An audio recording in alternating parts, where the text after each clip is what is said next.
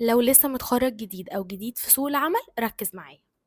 أكيد وأنت بتقدم على شغل بتسمع مصطلحات كتير قوي ما بتبقاش فاهم معانيها: بارت تايم، فول تايم، ريموتلي، هايبرد، فريلانسنج.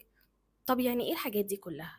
الوظيفة من حيث الوقت بتتقسم لثلاث حاجات: يا إما فول تايم، يا إما بارت تايم، يا إما فريلانسنج. طب كل حاجة يعني إيه؟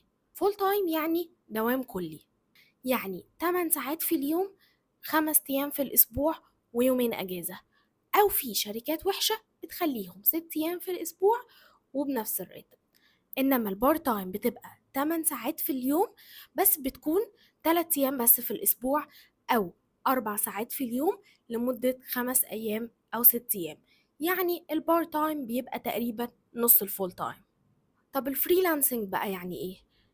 الفريلانسنج يعني بتاخد البروجكت ده وبتبقى ملزوم ان انت تخلصه في وقت معين، ملهوش دعوة بقى تخلصه في ساعتين، تخلصه في 10، تشتغل بالليل، تشتغل بالنهار. المهم ان انت تسلم التاسكات اللي عليك في ميعادها المطلوب.